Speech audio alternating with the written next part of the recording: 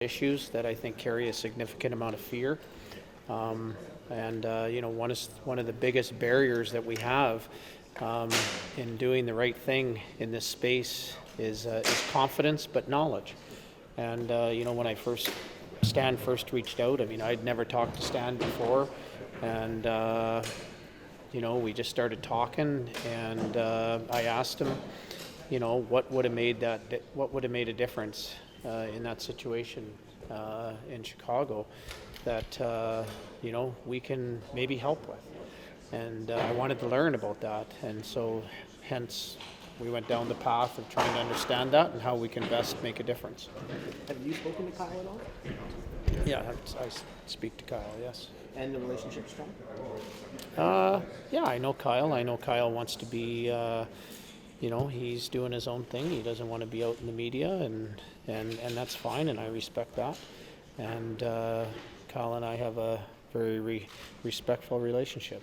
What specifically did Stan do or say over your work with him that made you believe that he's truly learned from his mistakes and that other teams can trust what he says, that he'll never let this happen again? Well, I think, first of all, it's the acknowledging his wrongdoings. And to me, that's huge. And being sincere about that. And not just, not just out there talking the talk, trying to get back into the game. When I talked to Stan, he didn't know if he was going to get back in the game. And, it was about, geez, this is something that I might want to do as a career, right? Do this work. And, we're not talking about me and Stan talking an hour or two. Like, he was working with us basically on a full-time basis for 6 months.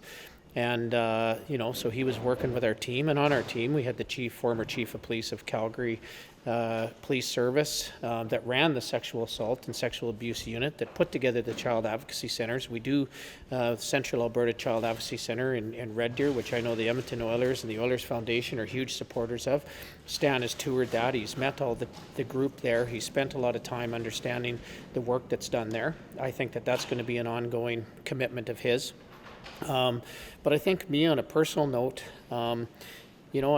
I work a lot in the addiction world, and I know for myself, I tried to fake my way through it for a long time, and it wasn't until I became humbled and honest and about the reality, and I think part of that was acknowledging my impact that I had on those that were hurt because of my actions. And I think, Stan acknowledged that. And, to me, it was his commitment to learning. And that's what it is. I think, I've had conversations with many people that I think it's, when they're real and when they're not real, and I think, Stan's were absolutely real. When I asked Stan about the second victim as well as the team, it doesn't sound as though they've reached out to them. Do you think that he should? Do you think that's an important aspect of the healing? Well, I think, I know that Stan would be open to reaching out to anybody that was impacted. And I think, Jeff answered, we don't know who that is, or they don't know who that is. So I think, if that's necessary, if somebody knows who that second victim is, and an apology would help, or a conversation would help in some sort, then, I'm pretty sure that would happen. Stan mentioned that there were other opportunities that presented themselves. Do you think jumping back into a general manager role in the NHL was the right step, or were there other opportunities that he should have taken before jumping into this role?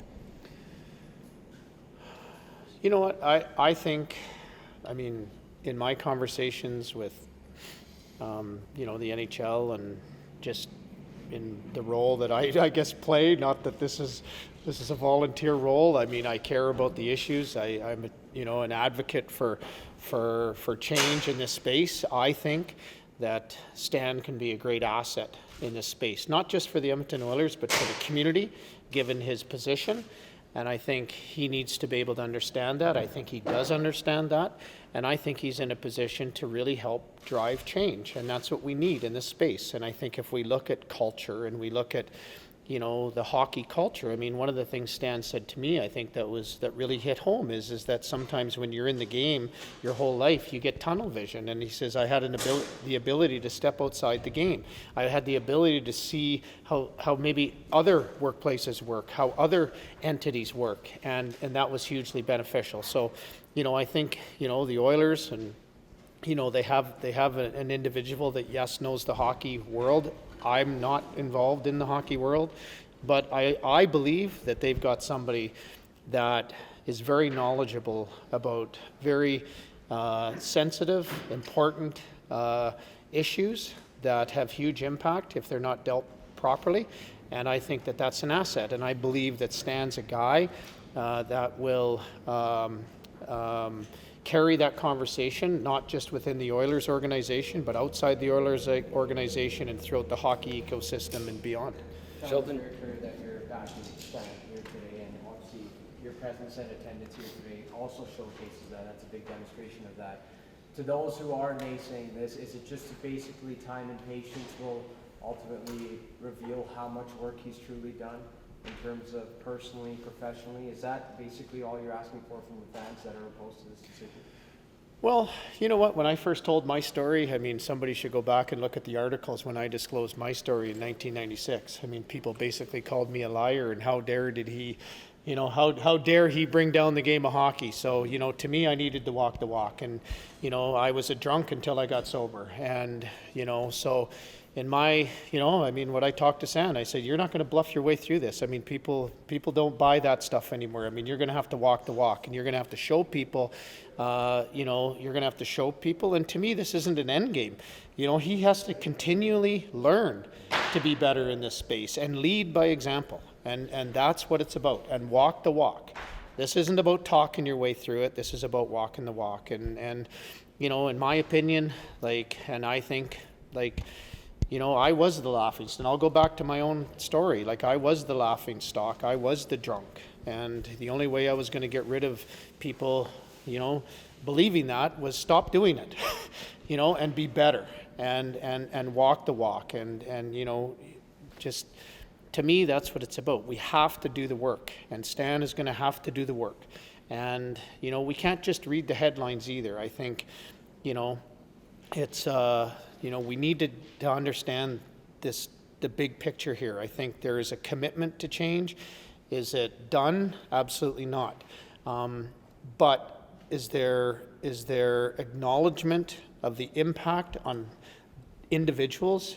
Absolutely. And I think that, to me, that's the starting point of, moving forward. And that's, I think, what Stan needs to keep doing is, don't get that tunnel vision. Stay, these issues need to be prioritized. Culture has to be prioritized. And I believe that, he understands that. Sheldon, hockey as a whole, in your experiences over the last few years, how far has it come? How much further does it have to go to change the culture? Well, in my opinion, it's not just hockey culture, it's just culture in general, but culture, I believe, is an ongoing practiced skill. If we don't prioritize it and practice it and pay attention to it within any organization or within our ecosystem of friends and family, it doesn't exist. And to me, this is a practice skill, and psychological safety is a practice skill. We can't just build culture on a hope and a prayer and a trade. We need to prioritize and have a strategy around how are we going to build culture.